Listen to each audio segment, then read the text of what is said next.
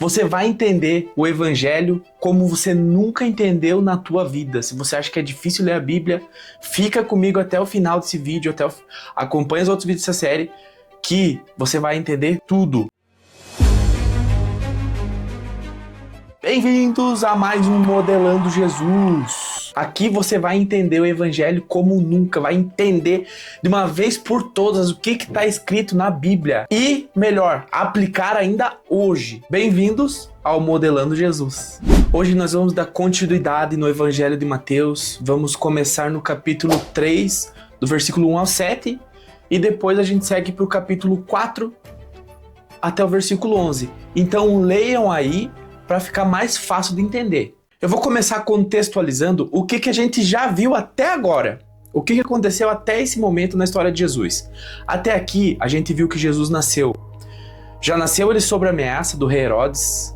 Nós vimos que ele teve que virar um refugiado político e fugir para o Egito, junto com José e com Maria, seu pai e sua mãe. Que ele cresceu no completo anonimato, ou seja, ninguém conhecia Jesus. E já adulto surgiu João Batista, que era um parente de Jesus. A gente não sabe qual grau do parentesco, mas surgiu João Batista no deserto, chamando o povo para mudar de vida. João estava preparando o terreno, ele veio antes de Jesus, preparando para a chegada, para o início do ministério de Jesus. Aqui a história ela dá um passo decisivo. O povo ele começa a reagir, os líderes religiosos aparecem e Jesus ele entra em cena publicamente. Jesus também nesse trecho de hoje, ele vai ser batizado. E vocês vão entender o porquê que ele foi batizado. Antes dele fazer qualquer milagre, ele é levado para o deserto para ser tentado. Essa é uma parte muito importante que serve muito para os dias atuais, serve muito para a nossa vida. Por que serve para a nossa vida? Porque antes de qualquer ministério, vem o confronto. Você precisa passar pelo confronto, você precisa passar pela prensa, pela pressão, para ser extraído o melhor de você. Para ver se você está preparado para viver o extraordinário, para viver algo novo, para você mudar a forma de você ver as coisas, mudar sua consciência, mudar seus hábitos. Antes do poder, vem sempre a provação. Esse mundo ele é de prova e expiações. O contexto histórico e geográfico dessas passagens se passa no deserto da Judéia, que era uma região árida entre Jerusalém e o Mar Morto. Hoje é Israel e Cisjordânia. Os fariseus e saduceus eram os líderes religiosos, a elite religiosa e política da época. Eles que mandavam praticamente em tudo nessa parte da religiosidade. O Rio Jordão, ele é um local simbólico de passagem e recomeço. E o jejum que Jesus faz, ele é uma prática espiritual comum do judaísmo. Aqui eu vou abrir um parênteses, porque o jejum, ele é um tema meio controverso nos dias de hoje. Ele é um assunto, entre aspas, polêmico. Eu quero esclarecer aqui que Jesus, ele socorreu-se alguma vez do jejum absoluto como uma forma terapêutica para conversar com seu espírito no plano da carne. O que é o jejum? O que representa o jejum? Você enfraquece a carne para fortalecer o espírito. Jesus ele era um ser de uma consciência angélica que ultrapassava os limites da suportação comum de um organismo humano. Quando Jesus jejuava, não se tratava de uma prática iniciática ou de uma obrigação religiosa. Ele fazia por consciência, porque ele sabia dos benefícios do jejum.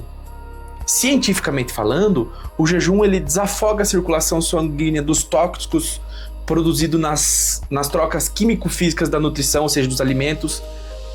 Ele debilita forças agressivas do instinto inferior, do nosso instinto humano. Ele aquieta a natureza animal, ele clareia a mente e o sistema cérebro-espinhal e passa a ser regado por um sangue mais limpo. Ou seja, o jejum ele tem muitos benefícios cientificamente comprovados. E aliado junto com essa, podemos dizer, uma purificação espiritual, de você enfraquecer a carne para fortalecer o espírito, ambos se completam, porque você vai ter um sangue mais limpo, fluido, automaticamente o teu cérebro vai ter outras reações químicas que o jejum vai permitir você raciocinar melhor, pensar melhor, fica de lado essa parte instintiva nata do ser humano. O jejum ele não tem que ser uma obrigação religiosa, você precisa jejuar, você é obrigado a jejuar. O jejum ele tem que partir de você. A única diferença é que Jesus ele tinha uma consciência angélica que ultrapassava qualquer limite que o ser humano consegue entender. Por exemplo, esse jejum de 40 dias da passagem de hoje. É só porque Jesus ele era um ser diferente. Ele era um ser que suportava esse nível de jejum. Então, fechando as aspas, essa foi uma breve explicação sobre jejum, só para contextualizar aqui. O cenário da época, voltando agora à explicação, ele continuava sendo um cenário de tensão social, de preocupações.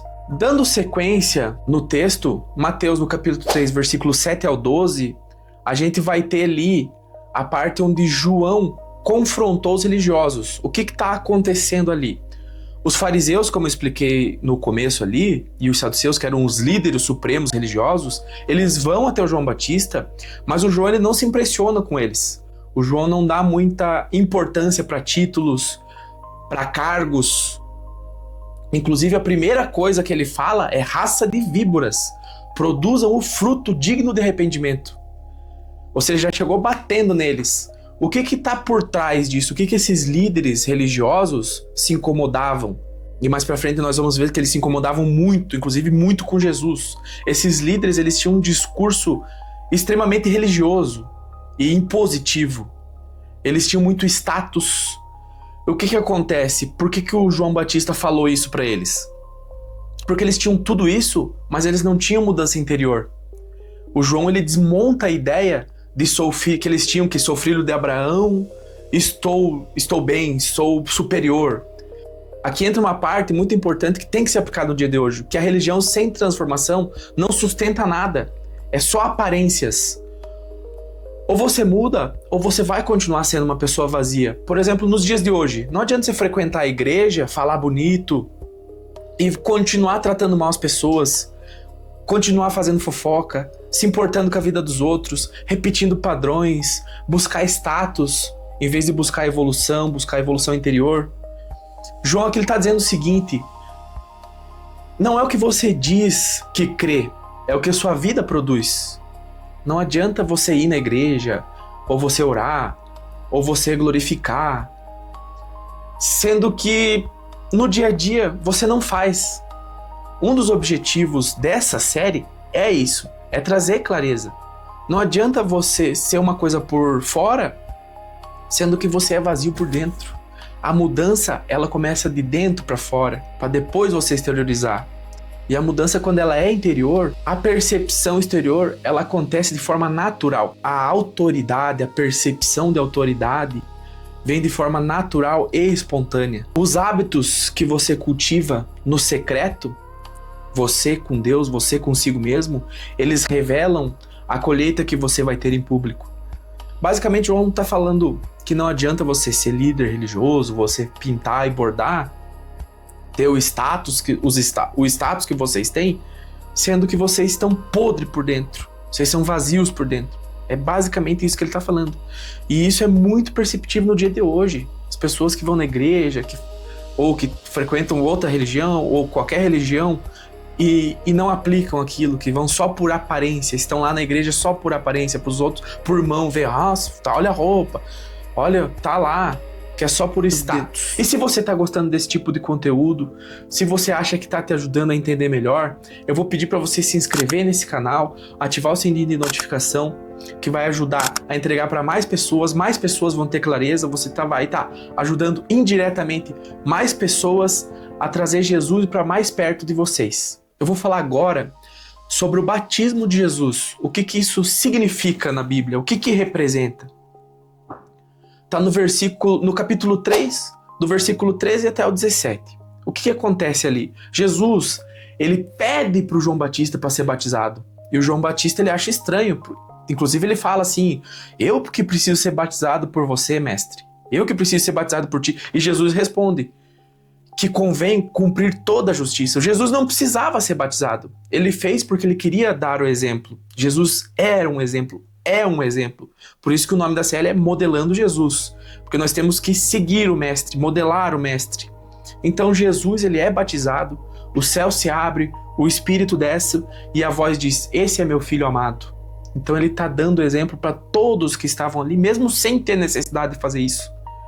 O sentido profundo disso é que Jesus ele não precisava se arrepender de nada, até porque ele nunca pecou, nunca errou, ele é um ser perfeito. Mas ele se coloca no lugar do próximo, se coloca no lugar das pessoas. Ele se solidariza com a condição humana. Por isso ele pede para ser batizado. O batismo aqui não é culpa, não é alinhamento. Jesus, ele entra na água como qualquer pessoa comum, sem palco, sem discurso, somente para dar o exemplo e por se solidarizar com a comunidade. Em seguida, logo depois de ser batizado, ele vai para o deserto. E essa é uma das passagens mais fortes que tem na Bíblia. É um dos maiores exemplos que nós temos que seguir e refletir e meditar. Então eu vou pedir para você reler de novo esse trecho. Medite nessa palavra, peça para Deus abrir teu coração na hora que você for ler essa passagem. Porque quando Jesus ele vai para o deserto, não é para ser exaltado, é para ser confrontado. Jesus se coloca em confronto, mesmo sendo um ser de elevado grau espiritual. Ali longe de aplausos, longe de plateia, surge uma pergunta central, que serve para você no dia de hoje.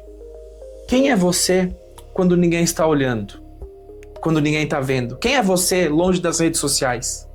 É nesse momento que quando você começa a descobrir a resposta dessa pergunta, que a identidade começa a ser revelada, que a identidade começa a se firmar. Quem é você longe dos holofotes, longe das mídias sociais? Quando você está sozinho. Quem é você? Essa parte da tentação do deserto, o que acontece? Está ali em Mateus, no capítulo 4, do versículo 1 até o 11. O que ocorre ali? Jesus ele vai para o deserto e ele faz um jejum de 40 dias. Eu expliquei ali a relação do jejum, né, no começo do vídeo. Ele é tentado 3 vezes. É tentado para transformar pedra em pão, para ele cair em tentação e comer e quebrar o jejum, a proposta que ele fez consigo mesmo de jejuar. Ele é tentado a provar Deus, a colocar Deus à prova, como uma forma de algum espetáculo ou algo semelhante. E Jesus também ele é tentado a ganhar poder. Só que o detalhe é que Jesus não buscava poder. Jesus tinha um propósito claro, tinha uma missão, e ele estava plenamente consciente do propósito dele. Ele foi tentado a ganhar poder sem passar pela cruz. O que fica evidente nesse trecho? Que o tentador ele não pede coisas absurdas. Ele oferece sobrevivência sem confiança, fama sem maturidade. Ele pede poder sem sacrifício. Tem uma frase do Dr. Augusto Cury que eu gosto muito que diz assim: vencer sem riscos é triunfar sem glória. Tá aí, vence. E como é que isso se aplica hoje na minha vida, na vida real? Hoje isso aparece como? Situações do dia a dia, vou pontuar aqui. Resolver uma situação do jeito mais fácil, em vez de você se colocar, se pressionar, se confrontar, para resolver de fato, para aprender com o processo. Quando você quer mostrar resultado, não importa a que preço, passando por cima das pessoas, não se importando com o próximo, fazendo as coisas de qualquer jeito, tudo a benefício próprio. Isso que esse contexto, é isso que Jesus faz no deserto. Ele se confronta para ganhar maturidade, para ganhar consciência, para expandir a consciência mais ainda e fortalecer a relação dele com o Pai. Jesus tem uma consciência do propósito dele tão grande que a missão dele está tão bem definida que nada desvia ele do caminho. Esse trecho conversa diretamente com problemas da atualidade, que é você viver tentando provar valor para os outros, que é você ficar buscando aprovação de pai, de mãe, de amigos, de sociedade, quando você usa atalhos para curar uma dor. O que são esses atalhos? São vícios, bebida, cigarro, a droga. Tudo isso não passa de uma muleta, de uma máscara, que só mascara a dor, que não alivia, porque a dor continua ali. No final você só adquire um novo vício. Por que isso acontece? Todo ser humano, para aliviar uma dor, busca um prazer. E isso é muito comum nos dias de hoje. Assim como é comum as pessoas confundir sucesso com identidade, assim como é comum as pessoas trocar princípios e valores por vantagens, principalmente quando envolve a questão financeira. Por diversas vezes, eu deixei de fazer negócios muito grandes, deixei de ganhar muito dinheiro por conta de princípios e valores. Deixei de frequentar ambientes por conta de princípios e valores. Os princípios e os valores, eles funcionam como uma régua. A partir do momento que você vai revelando sua identidade, você vai se firmando em Jesus, que você vai modelando Jesus, muitas coisas param de fazer sentido. você passa a ter uma régua mais elevada para determinados assuntos, para determinadas conversas, para determinadas companhias, para determinados ambientes. Não porque você está superior ou porque você é arrogante, é porque princípios e valores são uma régua natural. E às vezes o que fazia sentido para você antes passa a não fazer mais sentido. E quem entra e quem sai da tua vida fica de forma automática. E quando você está firme no teu propósito, não existe vantagem, não existe nada que abale. Assim como Jesus não se abalou, quando você tem definido isso, não existe nada que te abale, nada que te faça desviar do caminho. As tentações vêm, os problemas vêm, mas quando você está firme, você não cede. Assim como Jesus ficou firme no deserto, você também vai ficar. Você também vai ficar firme. Quando você teme a Deus, você consegue superar qualquer coisa, você vai conseguir dizer não, e você vai triunfar, você vai vencer. A tentação sempre vai existir, mas você tem que vigiar e orar. Jesus, nessa passagem, ele mostra que o propósito vem antes do resultado. As pessoas querem muito ter resultado antes de revelar sua identidade, antes de se limpar das camadas que sujam a nossa identidade, antes de se remover de crenças limitantes, antes de conseguir adquirir consciência. Muitas pessoas nem sabem que existem crenças limitantes instaladas nelas, que têm arquivos mentais instalados por outras pessoas. Tem um trecho no meu livro que conversa diretamente com essa passagem. O nome desse trecho é Identidade antes do ID. Muita gente se sente travada, se sente estagnada, mas o problema não é a falta de propósito, porque propósito sem identidade revelada nada mais é do que vocação profissional. O primeiro chamado de Jesus não foi ide, não é vá procurar as coisas do mundo, vai. Foi vinde a mim todos os que estão cansados e sobrecarregados. Isso tá lá, tá um pouquinho para frente ali, tá no capítulo 11, do versículo 28. Você só tá pronto para ir depois que você se encontra com Jesus.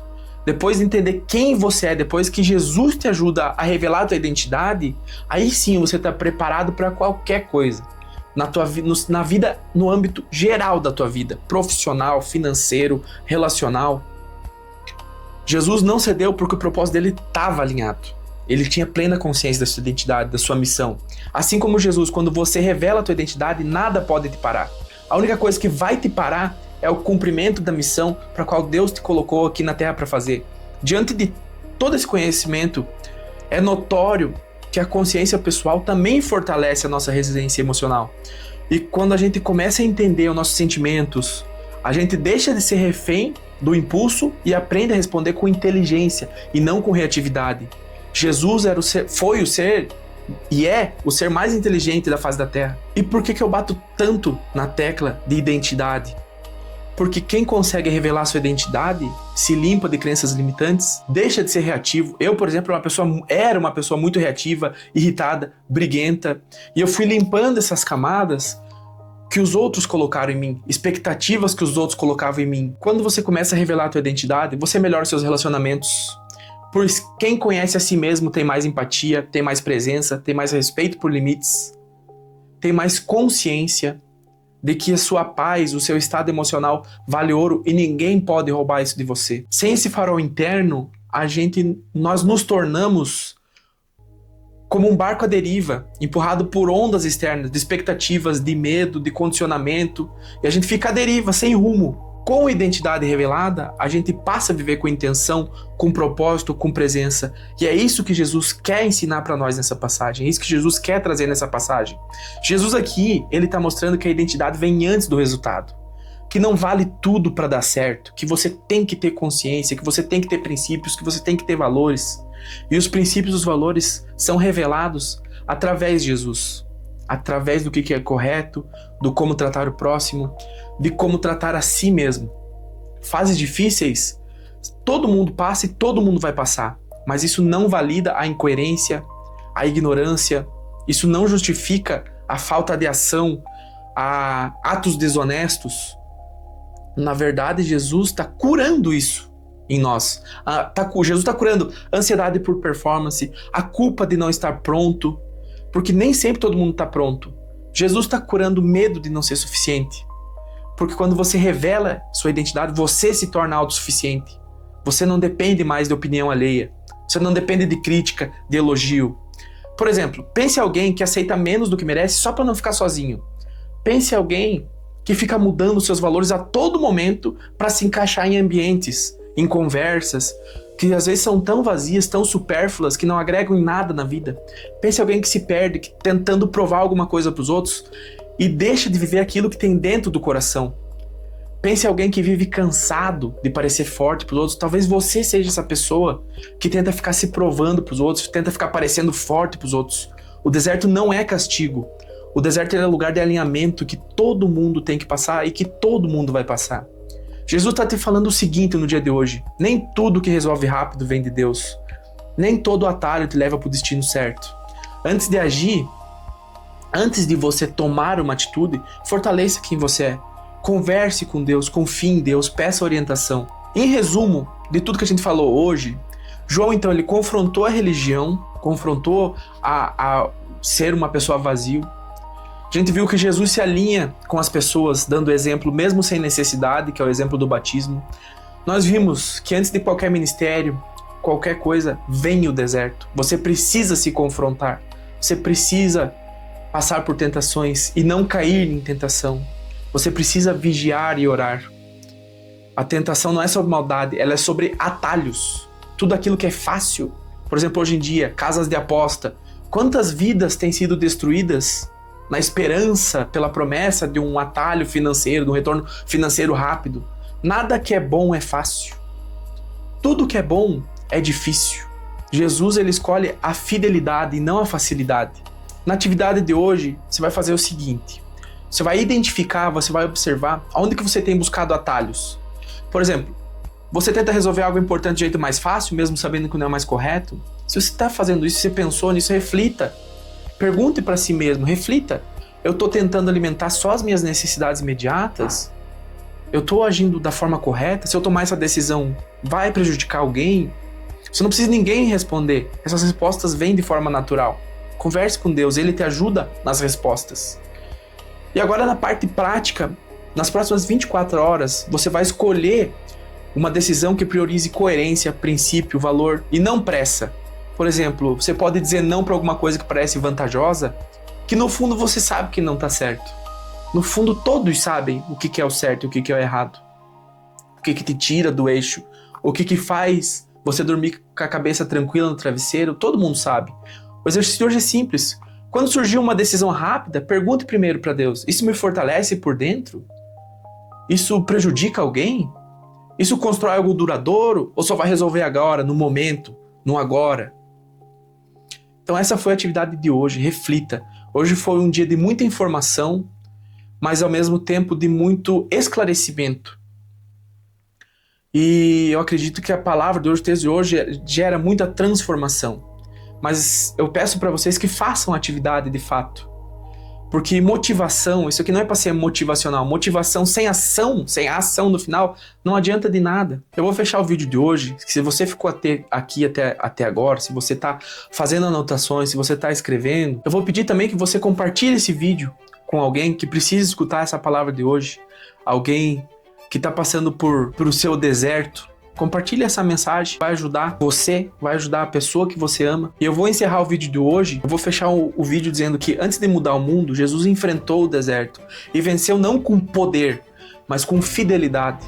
Então seja fiel a quem te criou, seja fiel a quem está te chamando. Se você está nesse vídeo aqui, não é por acaso. No próximo episódio, nós vamos continuar. Depois da passagem de Jesus por esse deserto, alguma coisa muda.